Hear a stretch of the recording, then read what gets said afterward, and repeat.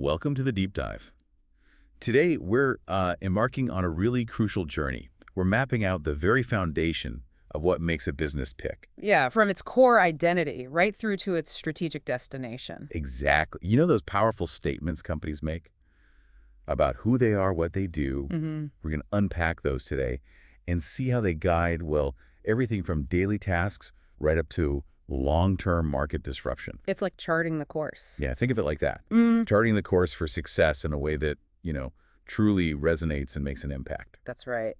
And our sources today, they lay out a pretty comprehensive blueprint for this idea of building the business, Okay. specifically focusing on how an organization defines itself and its unique offerings. Our mission, really, for this deep dive is to pull out the most practical, actionable insights from concepts like vision, mission, purpose, values, even strategic things like unique selling points and those ocean theories. Blue ocean, red ocean. Yeah. We'll get in that.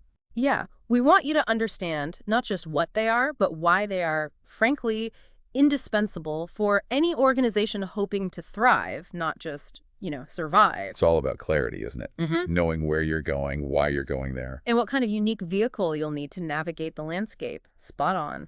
Okay, so let's start. Our journey begins with what our sources call the guiding stars: vision, mission, and purpose. Right. These aren't just corporate buzzwords, are they? They represent a kind of cascading flow, setting the ultimate direction. Yeah, from the grand aspiration down to the fundamental reason for existing. And what's truly fascinating here, and honestly often a point of confusion for a lot of companies, is understanding the distinct yet interconnected roles each one plays. Vision, that's the ultimate enduring aspiration. The horizon line a company is always moving towards. The ideal future state. Precisely. Mission, though, that's much more concrete. It's what the company aims to achieve usually within, say, 3 to 5 years, a critical step towards that bigger vision. Okay, makes sense. And then purpose, that's the fundamental why. The reason a company exists beyond just, making profit. So vision is aspirational. Mission is actionable. I think Jamie Folkowski from our sources put it just like that. A vision is aspiration. A mission is actionable. Yeah, but distillation. But how often do companies get this wrong in practice? Right. Like, does the vision just end up as a poster on the wall? What do our sources say about making it a real internal guide? That's a crucial distinction they make. A truly effective vision statement is really an internal compass. It's designed to align and inspire the team, not primarily to be a marketing slogan. Okay. It needs to be concise, understandable, memorable, easily repeatable by everyone on staff. It's about setting a direction they work towards rather than a goal they just achieve and tick off. Like climbing a mountain versus heading towards the horizon. Exactly. Think about Disney's classic To Make People Happy, or IKEA's To Create a Better Everyday Life for the Many People. These are broad, they're enduring, deeply inspiring. They allow for continuous pursuit. And some visions are incredibly bold, quantifiable even. Like Microsoft's historic vision. What was it? A computer on every desk and in every home, all running Microsoft software. Huge ambition. Or Nike, aiming to be the #1 athletic company in the world. They set a clear, measurable destination, almost daring you to imagine getting there. Yeah. Absolutely. And then you have those powerful qualitative visions, like Apple's. To make the best products on Earth and to leave the world better than we found it, that speaks to impact, to quality, beyond just market share. Right. Or think about GE's internal transformation vision. Become #1 or 2 in every market we serve and revolutionize this company, combining big company strength with small company agility. These visions aren't just external. They're about profound internal shifts, too. Okay, so that's vision. Now, the mission statement, that's where this broad vision starts to become more tangible, right? Exactly. It defines specific, measurable goals, usually for that 3 to 5 year horizon. It answers the question, why does my business exist now? And crucially, it covers what the company does for its customers, its employees, its suppliers. Right. And our sources highlight that the most impactful mission statements often go even further. They might articulate what a company does for its community or even the world. Like Tesla. Yeah, Tesla's mission to create the most compelling car company of the 21st century by driving the world's transition to electric vehicles. Yeah. It's incredibly specific, measurable over a few years, and has a clear global impact aim. Wow. Or think about Amazon's relentless focus. The lowest possible prices, the best available selection, and the utmost convenience for customers. That's a clear promise, an actionable goal they work on every single day. That distinction between mission and purpose is really key. Mhm. But okay, once you know your what and why, the next big question is, how do you live that every day? Ah, good question. Our sources really dig into how a company's values become the true how shaping everything. Well, before values, let's just pin down purpose, because that really underpins it all. Purpose is that overarching reason for existence beyond just making money. Okay, the soul of the business. Kind of, yeah. It's about what you ultimately want to accomplish, how you serve customers, the core value you offer that truly supports your mission and vision. Think Coca-Cola. To refresh the world, to inspire moments of optimism and happiness, to create value and make a difference. That's big. It is, and our sources present this as a kind of gut check. Is it really true for the whole organization? Does it resonate deeply with why you even started the company? That's purpose. Right. So vision, mission, purpose. Then we get to values. As our business journey continues, we move from the destination and the why to the vehicle itself, its unique design, what makes it stand out. Exactly. Values and the all-important unique selling point, or USP. Okay, values first. The substance, distinctive, memorable, fostering loyalty and trust. But this raises a really important question. What makes a value truly distinctive? Brian Chesky, CEO of Airbnb, nails it when he says there have to be like 3, 5, 6 things that are unique to you. Our sources really emphasize this. Generic values like hard work, integrity, commitment, well, those are foundational expectations for any decent business, right? They're table stakes. Exactly. They're not unique differentiators. True company values have to be impactful, inspiring, and really unique to that specific culture, like Microsoft's values. Respect, integrity, accountability. They're specific to their cultural goals, how they want people to operate. It goes way beyond basic corporate stuff. Okay, that makes sense. Now here's where I think it gets really interesting. The unique selling point. The USP. Ah, the USP, yes. This is what truly distinguishes a business or its products, its services from all the competitors. It emphasizes something specific, quality, price, user experience that only you offer. Even if customers don't see the USP written down, they should feel its influence, right? But how many companies truly have one? And how do they figure it out? That's the million-dollar question, isn't it? Yeah. And our sources suggest the real insight isn't just knowing you need one, but understanding it often comes from really deep, empathetic observation of your customers' unstated problems or desires. Yeah. Because without a clear USP, customers often just default to price, and that's just a race to the bottom.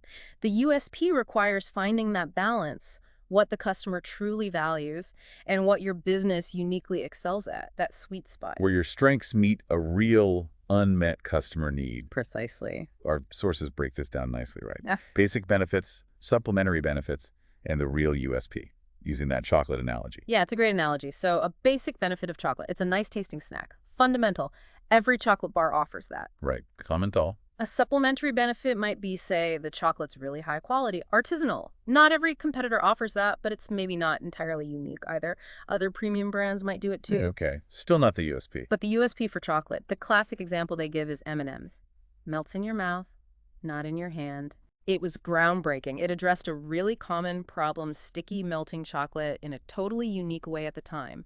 That single focus made M&M's distinct and incredibly successful. And they really leaned into that one thing. They did. Our sources even mention Mars initially faced skepticism, but by focusing relentlessly on that melt-in-your-mouth benefit, boom. Global phenomenon from a simple candy. It's a powerful lesson in focus. So finding that single USP, or maybe a combo of a few key features, Yeah. that's what separates you. That's often what drives real success and pulls you away from the pack. Okay, so we've identified our unique vehicle with its USP. Okay. The next step is articulating why someone should get in. That's the value proposition, right? Exactly. And Yeah. crucially, deciding which ocean we're going to navigate in. Red or blue. Let's start with the value proposition statement. It's that succinct message. Why choose us? Right. It clearly states the value you create and the specific customer problem, need, or want you're serving. And the source gives that really helpful formula, Yeah. almost like fill in the blanks. Yeah, it's great for clarity. For Target customer segments. Dissatisfied with existing solutions due to key unmet needs, your business name offers a product service category that provides key benefit of your solution, which differs from competitors because your differentiation. Using that structure really forces you to confirm you're making something people actually want, that it stands out. And that you can explain that value simply and clearly. So the customer value proposition, Yeah. it's basically the sweet spot again, right? Mm. The overlap of three things. Yeah. The solution you offer, The tangible value the business provides. and the advantages over competitors, which, as we just said, often comes down to that powerful USP. Exactly. And this all ties beautifully into that bigger strategic idea, red ocean versus blue ocean. Okay, let's dive into that. What's absolutely fascinating here is understanding which ocean your business is currently swimming in, and maybe more importantly, which one it should be aiming for. So a red ocean, that's the traditional market. Crowded. Yeah, established market, growth is often slow. Suppliers are fiercely competing for existing customers, often battling it out mainly on price. Think crowded, bloody waters where everyone's fighting over the same fish. Sounds stressful. It can be. But a blue ocean, that's about creating a whole new, uncontested market space. Sailing off into the clear blue yonder. Kind of. You target new demand, you make the competition irrelevant by innovating, creating value in ways rivals aren't even thinking about. It's a wide open ocean. You set the rules, define the playing field. And you attract non-customers, not just fight over existing ones. Precisely, and this raises a really essential question for any business leader. Are you just focused on your existing customers? Or are you strategically looking at different kinds of non-customers? What do you mean, tiers of non-customers? Well, our sources break it down. You've got the soon-to-be non-customers. They're on the edge, maybe about to enter your market, just need a nudge. Then the refusing non-customers, they've actively chosen against your market, so you need a fundamental reason for them to reconsider. And then there are the unexplored non-customers, maybe in distant markets, people you could bring into your orbit by totally redefining the market itself. Wow, that really expands the view. It does, and the strategies are totally different. Red Ocean's strategy focuses on beating competition, gaining advantage within the existing rules. Whereas Blue Ocean? Blue Ocean is about making competition irrelevant, innovating to create value, often achieving both strong differentiation and low cost at the same time, because you're changing the game entirely. It's not about being better, it's about being different. Exactly. And creating a blue ocean means asking some tough, critical questions, challenging the deepest assumptions in your sector. Like what?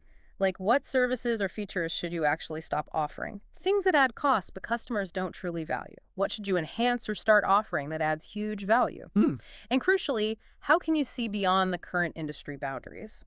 Reject conventional wisdom, anticipate what customers will want next, maybe even before they know it, and then demonstrate those desires rather than just reacting. It's about shaping the future, not just reacting to the present. You got it. Proactive, not just reactive.